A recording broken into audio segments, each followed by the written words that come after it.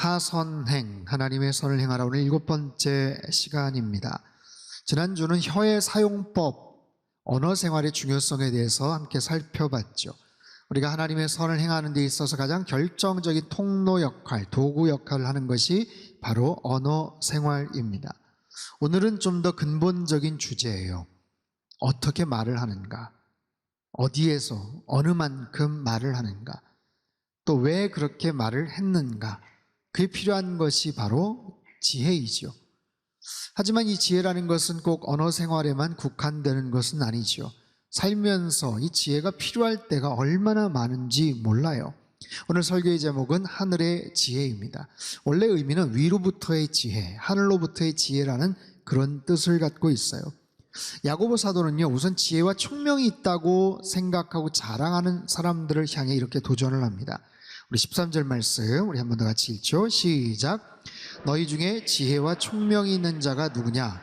그는 선행으로 말미암아 지혜의 온유함으로 그 행함을 보일지니라. 지혜와 총명이 있는 자가 누구냐? 비슷한 말 같지만 좀 달라요. 지혜가 있는 자, 이것은 영적 통찰력이 있는 사람을 의미하고요. 총명이라는 것은 전문가로서의 지식이 있는 사람을 가리킵니다. 영적인 통찰력도 있는데 해박한 전문가로서의 지식도 갖고 있다면 그 사람은 똑똑한 사람이에요. 그 사람은 굉장히 눈에 띄는 사람, 공부를 잘했던 사람이겠죠. 근데 그런 사람들이 그 지혜와 총명을 가지고 어떻게 사용을 하는가, 어떻게 말을 하는가, 그런 사람들은 선행으로, 지혜의 온유함으로 그 행함을 보이라. 공동번역은 이렇게 번역을 했어요. 13절 같이 읽죠. 시작. 여러분 가운데 지혜롭고 지식이 있는 사람이 있다면 그 사람은 지혜로운 사람답게 온유한 마음을 가지고 착한 생활을 함으로써 보여주도록 하십시오. 어떻게 해요? 온유한 마음을 가지고 착한 생활을 함으로써. 온유한 마음이라는 것은 이건 표현 방식입니다. 이것은 태도를 의미합니다. 내 안에 놀라운 지혜와 총명이 있다면 그것을 잘 드러내되 선행을 하되 착한 행동을 하되 어떻게 하라고요? 온유함으로 하라. 온유함으로 하라. 여러분, 아무리 좋은 일을 하고 아무리 선한 일을 선행을 한다고 해도 그 표현 방식이, 그 태도가 중요한 거 아니겠어요? 유명한 스위스의 심리학자 칼 매닝거 박사가 그런 얘기를 해요. 태도는 사실보다 중요하다. 한번 따라해 볼까요? 태도는 사실보다 중요하다. 여러분, 이 말은 굉장히 짧지만 함축적이고 아주 중요한 그런 말이에요. 태도는 사실보다 중요하다. 어떤 선한 일을 했어요. 어떤 의미 있는 일을 했어요. 그 팩트, 그 사실 중요하죠. 그러나 태도가 더 중요하다. 태도에 의해서 그 본의, 진의가 왜곡될 수도 있고 사람들에게 오해를 불러일으킬 수도 있기 때문에 그래요. 좋은 일을 하면서도 오만하게 행동할 수 있어요. 선한 일을 하면서도 무례하게 행동을 할 수가 있어요. 그러다 보면 구설수에 오르고 사람들에게 지탄을 받게 마련입니다. 선을 행하면서도 지혜가 없었던 것이죠. 야고보서 2장에서도 믿음이 있지만 그것이 행함으로 온전케 될 수 있다라고 말했죠. 살아있는 믿음이란, 참된 믿음이란 행함으로 온전케 되는 것이다. 마찬가지. 아무리 지혜롭고 아무리 총명하다고 해도 그것이 선행으로 연결되지 않으면, 아니 선행으로 연결은 되는데 그것이 온유한 모습으로 태도로 연결이 되고 보여지지 않으면 지혜로울 수 없다. 어리석은 자가 될 수도 있다라는 겁니다. 사랑하는 성도 여러분, 우리가 하나님의 선을 행해야 되는 이유가 무엇입니까? 우리가 하나님의 선을 행해요. 하나님의 선을 행하는 선교적 교회, 하나님의 선을 행해야만 하는 이유가 뭐예요? 하나님이 선하신 분이기 때문에, 그 하나님이 나를 사랑하시기 때문에, 그 하나님이 나에게 선한 모습으로 그렇게 보여주시고 구원을 베푸셨기 때문에 그 선하심을 우리의 삶을 통해서 드러내는 거죠. 그러기 위해서 내가 먼저 그 하나님의 선하심을 경험해야 돼요. 확신해야 돼요. 하나님은 선하신 분이셔. 상황과 형편이 지금 내가 원하는 대로 이루어지지 않고 지금 굉장히 기도응답이 원하는 대로 되지 않아서 속상하다고 하더라도 하나님은 여전히 살아계시고 하나님은 여전히 선하신 분이셔. 그 확신을 가지고 그것을 다른 사람들에게 소개하고 전달해야 돼요. 무엇을 통해서? 올바른 언어 생활을 통해서, 올바른 온유한 태도를 통해서 그 선하심을, 바른 행실을 잘 증거하고 드러내는 거예요. 사랑하는 성도 여러분, 하나님의 선을 행하는 상당교회가 되고 이를 일선을 실천하시는 저와 여러분의 삶이 되시길 축복합니다. 자, 그렇다면 하늘의 지혜란 무엇일까요? 하늘의 지혜를 설명하기에 앞서서 세상적인 지혜가 무엇인지, 하늘의 지혜와 반대되는 그 개념은 어떤 것인지를 말하고 있어요. 14절부터 16절까지 말씀을 같이 한번 읽겠습니다. 시작. 그러나 너희 마음속에 독한 시기와 다툼이 있으면 자랑하지 말라. 진리를 거슬러 거짓말하지 말라. 이러한 지혜는 위로부터 내려온 것이 아니요 땅 위의 것이요 정욕의 것이요 귀신의 것이니 시기와 다툼이 있는 곳에는 혼란과 모든 악한 일이 있음이라. 자, 땅 위의 지혜, 세상적인 지혜를 말합니다. 이것은 땅 위의 것이고 정욕의 것이고 심지어는 귀신의 것이다 라고까지 이야기를 합니다. 이 특징은 크게 세 가지인데요, 잘 기억하세요. 독한 시기와 다툼이 있대요. 독한 시기와 다툼. 두 번째, 진리를 거슬려서 거짓을 말한대요. 세 번째, 그 결과 혼란과 모든 악한 일들을 초래한대요. 이것이 하늘의 지혜와 다른 세상적인 지혜, 인간적인 지혜라는 거예요. 아무리 대단한 지혜가 있다고 해도 독한 시기와 다툼이 있고 그 안에 진리를 거슬려서 거짓말을 한다면 그것은 참된 지혜라고 말할 수 없다는 거예요. 여러분, 시기라는 것은 무엇입니까? 시기, 질투. 여러분, 이것은 열정이란 단어에서 나왔어요. 좋은 의미를 말할 수도 있고 그렇지 않은 의미를 말할 수도 있습니다. 한마디로 시기라는 것은 대단한 에너지예요. 굉장한 에너지예요. 근데 독한 시기라고 얘기했잖아요. 이것은 부정적인, 잘못된 에너지, 잘못된 열심을 가리킵니다. 다툼을 얘기해요. 다툼, 영어 성경에 보니까 selfish ambition이라고 나와 있어요. 이기적인 야망, 이기적인 욕망을 가리킵니다. 그것이 다툼이라는 거예요. 시기와 다툼은 성격이 비슷하면서도 서로에게 영향을 주고받습니다. 즉, 시기가 가득 차면, 질투가 가득 차면 다툼으로 이어져요. 다툼과 분쟁이 있는 곳을 들여다보면 시기와 질투가 있는 거예요. 분노가 있는 거예요. 여러분, 그런 모습으로 지혜롭게 뭔가를 할 수 있을까요? 그런 모습으로 지혜롭게 뭔가를 결정하고 말할 수가 있을까요? 그렇지 못해요. 혹시 여러분 안에 화가 있습니까? 분노가 있습니까?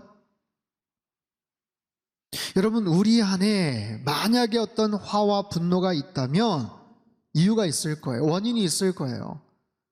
어렸을 때 받은 어떤 상처, 부당한 대우, 때로는 열등감, 피해의식, 아니면 성장하면서 과거에 있었던 어떤 특별한 아픔, 그 화와 분노가 예수 그리스도의 그 십자가의 은혜 가운데서 잘 컨트롤되지 않으면, 하나님의 사랑 안에서 그것이 잘 통제가 되지 않으면 그것은 굉장히 부정적인 모습으로 불쑥불쑥 나타날 가능성이 많아요.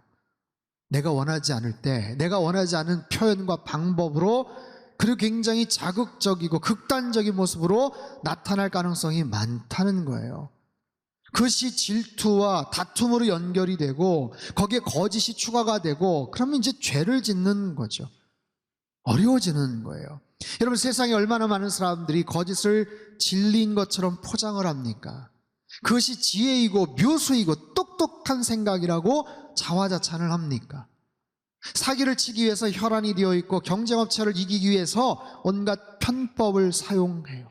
거짓된 행동을 일삼아요. 사업을 하면서, 물건을 팔면서, 비즈니스를 하면서도 진리를 거쳐서 아닌데도 기라고 얘기하고 잘못되었는데도 괜찮다고 이야기를 하는 그런 경우들이 얼마나 많습니까? 아무리 기가 막힌 묘안이고 그것을 통해서 대박이 나고 엄청난 부를 축적할 수 있다고 하더라도 그것이 잘못된 결과를 초래한다면 여러분, 그것은 세상적인 지혜예요. 하나님이 기뻐하시지 않는 그런 지혜인 거죠. 거기에 대한 결과가 뭐예요?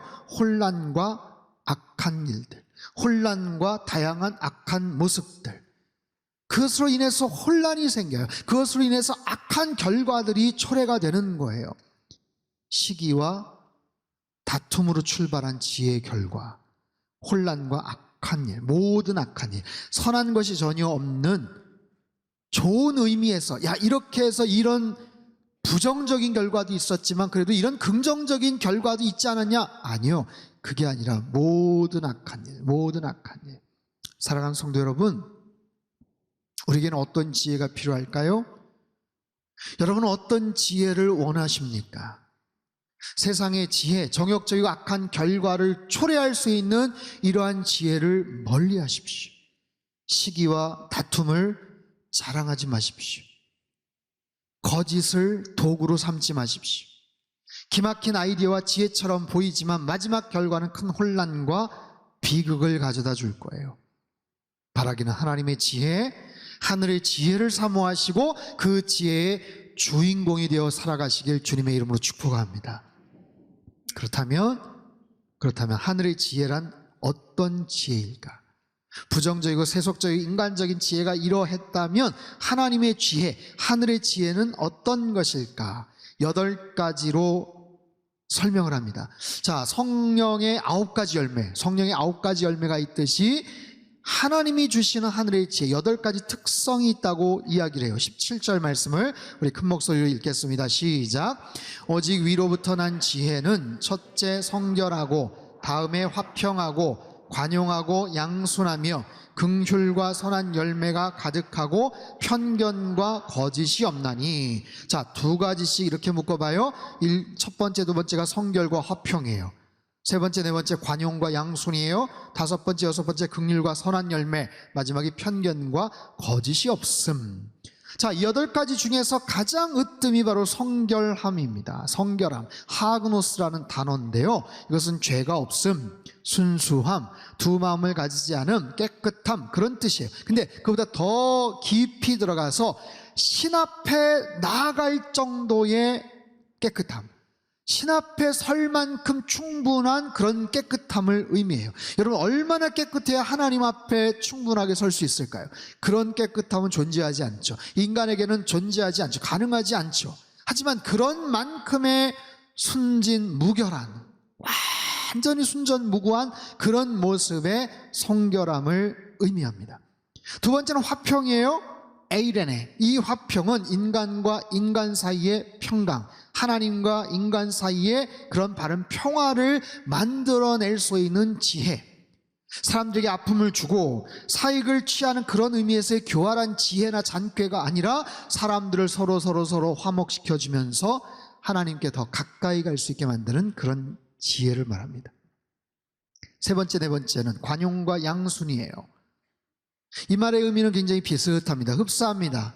쉽게 말해서 다른 사람들을 향한 열린 마음이다 라는 뜻이. 타인을 향한 열린 마음, 얼마만큼 열렸는가? 정의를 넘어서는 마음, 법을 넘어서는 사랑의 관심. 정의가 있어요, 법이 있어요, 법대로 적용해요. 잘못했어요, 분명히 판단을 해야 되는데 이건 너무 좀 안타까운 거예요. 속내를 들어보니까 정상 참작을 한다고 해도 이 법을 넘어서서 포용해주고 싶은 마음이 있는 거예요. 법률의 문구대로 적용하는 것만이 최선은 아닌 것 같아. 이런 안타까운 마음이 있어요. 근데 한편에서는 법은 법이요, 법대로 합시다 라고 매몰차게 주장하는 그런 사람들이 있지만, 그럼에도 불구하고 측은지심을 갖고 함께 그 문제를 품고 그 마음을 안아줄 수 있는 그 자세, 관용과 양순의 의미입니다. 5번째, 6번째는 긍휼과 선한 열매예요. 긍휼이라는 단어는 우리가 잘 알고 있죠. 불쌍하게 여기는, 불쌍하게 생각하는 연민. 그러나 단지 마음, 단지 감정으로만 끝나는 것이 아니라, 그렇기 때문에 내가 주머니에서 손을 꺼내서, 지갑에서 손을 꺼내서 뭔가를 도와줄 수 있고, 누군가의 아픔을, 누군가의 눈물을 직접 씻어줄 수 있는, 내 손과 발을 통해서 뭔가 거룩한 액션을 취할 수 있는 거기까지의 마음이 바로 지혜다라는 거예요. 마지막 7번째, 8번째는 편견이 없고 거짓이 없는 것. 편견이 없는 것. 묻겠습니다. 여러분은 어떠세요? 난 스스로 생각할 때 나는 편견은 없어. 나는 선입견 같은 거 없어. 어떠십니까? 자신할 수 있으세요? 여러분, 세상의 모든 사람은 다 편견이 있습니다. 선입견이 있어요. 그럴 수밖에 없어요. 내가 경험하고 내가 자라왔고 내가 배웠고 내가 속해 있던 그런 상황 가운데서 그 자리에서 세상을 바라보고 해석하기 때문에 그럴 수밖에 없는 편견과 선입견이 있어요. 그것을 얼마나 내가 수용하느냐, 인정하느냐, 그것을 인정하고 전제하에 내가 어떻게 균형을 잡느냐, 그 차이예요. 근데 바로 편견이 없는 것, 흔들림이 없는 것, 동요함이 없는 것, 그 가운데서 그것을 왜곡시켜서 거짓된 합리화시키지 않는 것, 바로 이러한 특징들이 하늘의 지혜입니다. 위로부터 난 하나님의 지혜. 여러분 잘 보세요. 이 8가지를 여러분 꼭 기억하실 필요 없어요. 물론 기억하면 더 좋죠. 그러나 정말 중요한 것은 사실 마지막 18절입니다. 왜냐하면 이 8가지 특성이 여러 가지 모습에서 나오고, 어떤 경우는 야, 나랑은 거리가 너무 멀어, 이게 가능할까 싶은 그런 부분들이 있지만 거기에 대한 결론처럼 말씀하시는 게 바로 18절이거든요 18절 말씀 같이 한번 큰 소리로 읽겠습니다. 시작. 화평하게 하는 자들은 의의 열매를 거두느니라. 다시 한번요. 화평하게 하는 자들은 화평으로 심어 의의 열매를 거두느니라. 여러분, 이 말씀이 13절에서 18절까지 말씀이에요. 하늘의 지혜에 대한 마지막 결론부예요. 근데 뭔가 이상하지 않습니까?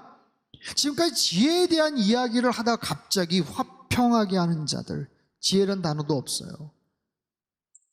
8가지 특성을 이야기하고 세상의 지혜를 얘기하고, 그렇기 때문에 하나님의 지혜, 하늘의 지혜는 이러이러한 것이다 라고 결론을 지을 것 같은데 갑자기 화평케 하는 자들, 이유가 뭘까요? 여러분 잘 보세요.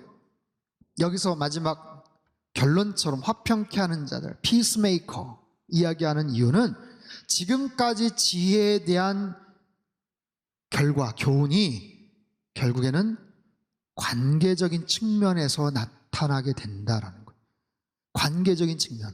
자, 세상의 지혜와 다른 하늘의 지혜를 내가 충만하게 입기를 원해요. 그래서 8가지를 날마다 묵상하고 내가 그런 모습으로 살아가기를 원해요. 그래서 내가 더 똑똑해지고 더 마음이 넓어지고 더 좋은 모습으로 되었다면 거기에서 끝나는 것이 아니라 거기에서 얻어진 그 혜택을, 그 결과를 사람들과의 관계 속에서 나타나는 거예요. 사람들에게 화평케 하고 화목케 만드는 것으로 결국에는 귀결되더라라는 거예요. 세상적인 지혜는 어떻습니까? 정욕적이고 마귀적이에요. 자기 중심적이고 굉장히 교만하고 오만한 거예요. 시기와 다툼을 가져요. 거짓도 일삼아요. 결과는 혼란과 악한 일들을 창출합니다. 여러분, 그런 사람이, 그런 지혜를 가진 사람이 화목하게 지낼 수 있을까요? 화평을 만들어갈 수가 있을까요? 절대로 어렵습니다. 왜냐하면 철저히 자기 중심적으로만 생각하기 때문에 그래요.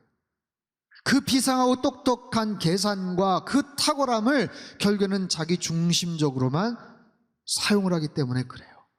그러다 보면 주변 사람들이 고생을 합니다.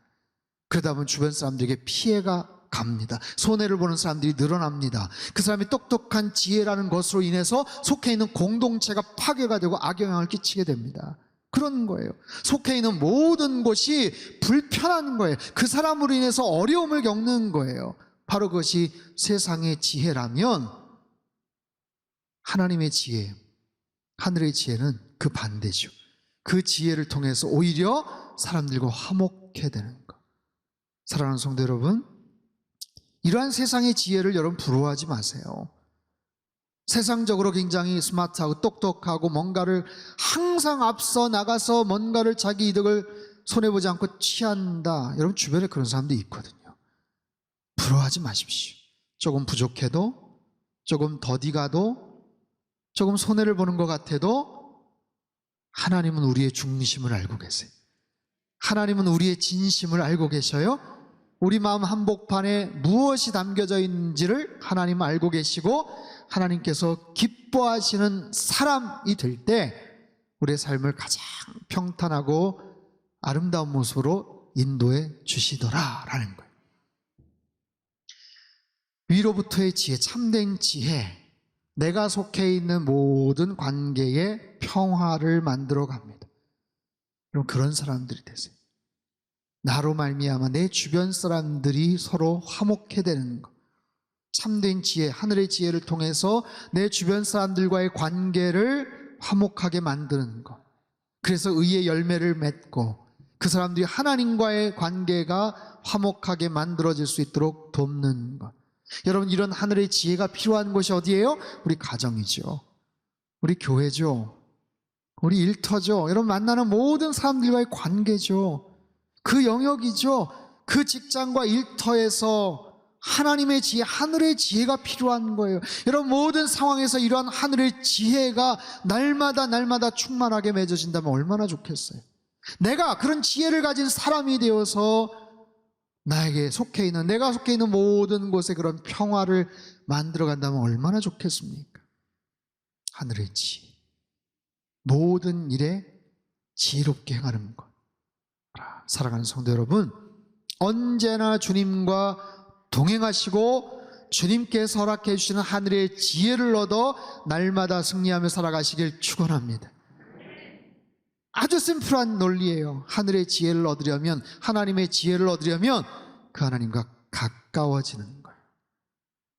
하나님의 지혜를 얻기 위해서 그분의 말씀 앞에 나아가는 거예요. 그분 앞에 기도하는 거예요. 예배 자리에 나아가는 거예요. 그분과 더 친밀해지는 거예요. 늘 동행하는 거예요. 그럴 때 하늘의 지혜를 얻게 되고 하는 모든 일들이 형통케 되더라라는 거예요. 우리 장로님이 아까 기도해 주셨지만 오늘부터 항존직 투표를 합니다. 우리 피택 장로님 후보들을 뽑아요.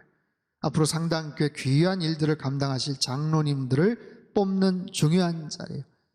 헌신된 안수 집사님들, 우리 권사님들 중에서도 가능한 거예요.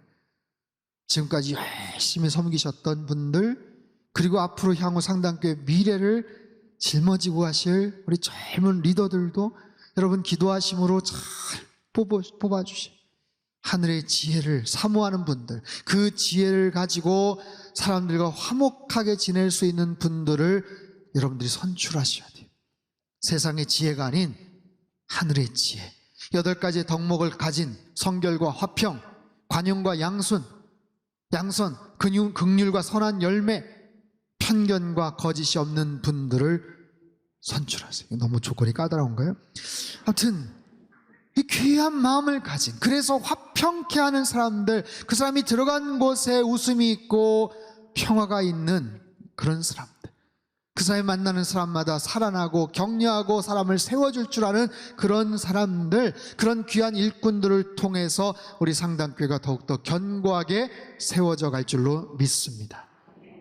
여러분 축복합니다. 여러분 세상의 지혜가 아닌 하나님의 지혜, 하늘의 지혜로 충만해지시기를 주님의 이름으로 축복합니다. 이번 한 주간 살아가면서 일상에서도 만나는 모든 사람들, 행하는 모든 일들마다 세상적인 기준, 세상의 지혜가 아니라 하나님이 주신 지혜를 가지고 정확한 분별력을 가지고 모든 일들을 감당하고 그렇게 행하는 한 주간의 삶이 되시길 축복합니다.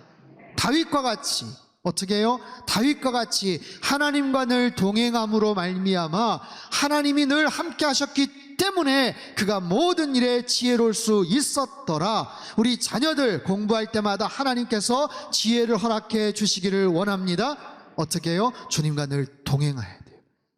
주님과 늘 동행하고 하나님을 예배하는 우리 자녀들 될 때 우리 자녀들의 앞길 가운데도 하나님께서 놀라운 형통함의 복을 허락해 주실 줄로 믿습니다. 이번 한 주간의 모든 삶을 하나님 앞에 의탁하십시오. 아니 평생의 삶을 주님과 동행하며 살겠노라고 여러분 간구하십시오.